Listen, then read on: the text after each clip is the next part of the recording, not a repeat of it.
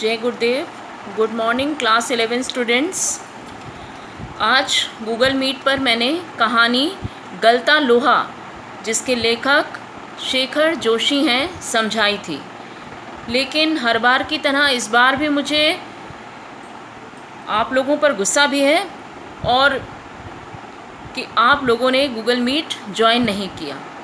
अब आप लोगों का 10th क्लास का रिज़ल्ट भी आ चुका है। Then what is the reason behind it, I don't know. तो आज हम इस पार्ट का सार आपको बता रहे हैं।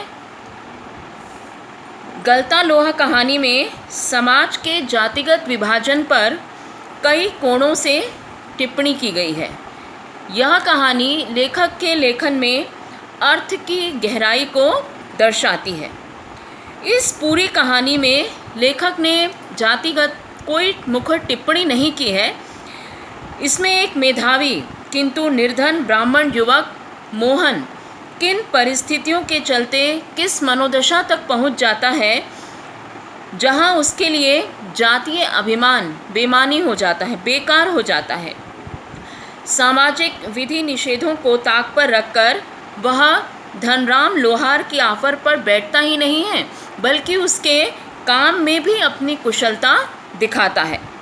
मोहन का व्यक्तित्व जातिगत आधार पर निर्मित झूठे भाईचारे की जगह मेहनत कशों के सच्चे भाईचारे को प्रस्तावित करता हुआ प्रतीत होता है, मानो लोहा गलकर कोई नया आकार ले रहा हो। मोहन के पिता वंशीधर ने जीवन भर पुरोहिताई की। अब वृद्धावस्था में कठिन श्रम और व्रत उपवास उनसे नहीं होता। उन्हें ऐसा लगता है कि उनका पुत्र अब इन कामों में उनका साथ दे, परंतु मोहन उनका आश्रय समझकर भी नहीं समझता है।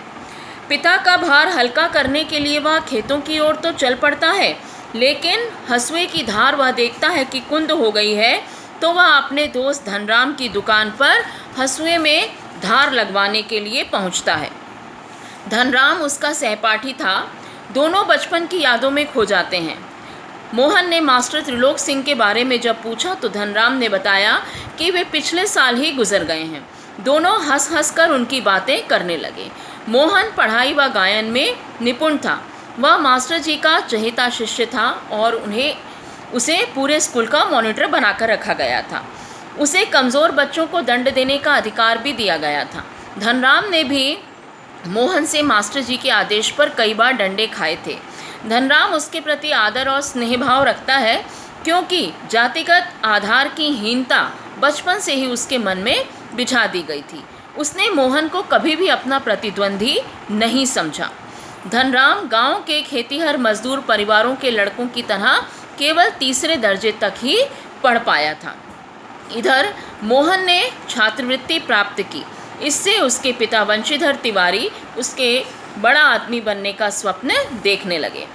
पैतृक धंधे ने उन्हें निराश कर दिया था। वे कभी अपने परिवार का पूरा पेट भी नहीं भर पाए थे। उन्हीं दिनों बिरादरी का एक संपन्न युवक रमेश लखनऊ से गांव आया हुआ था।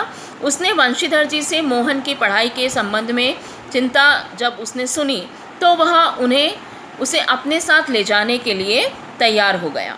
उसके घर में एक प्राणी बढ़ने से कोई अंतर नहीं पड़ेगा, ऐसा उसने कहा। परंतु जैसे ही वहाँ पहुँचा, वहाँ उसके साथ नौकरों की तरह से व्यवहार किया जाने लगा। काम के बोझ और नए वातावरण के कारण वह वहाँ अपनी कोई पहचान नहीं बना पा रहा था।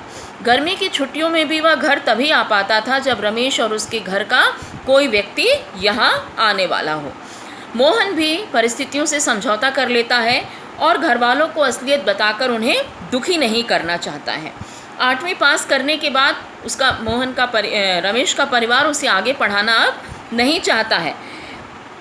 जब पिता को वास्तविकता का आभास होता है तो उन्हें बहुत दुख होता है। इस तरह मोहन और धनराम अपने जीवन के कई प्रसंगों पर बात करते हैं और धनराम ने हंसुए की फाल को बेत से निकालकर तपाया और धार लगा दी। आमतौर पर ब्राह्मण टोले के व्यक्ति शिल्पकार टोले में उठते बैठते नहीं हैं। कामकाज के सिलसिले में भी केवल खड़े खड़े ही बातचीत को निपटा लिया जाता है। लेकिन यहाँ पर मोहन धनराम की कार्यशाला में बैठकर उसके काम को देखने लगा। धनराम अपने काम में लगा रहा।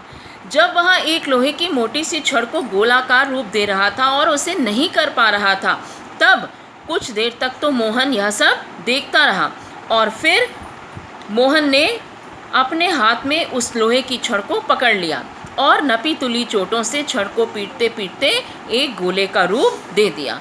मोहन के काम को देखकर धनराम अवाक रह गया।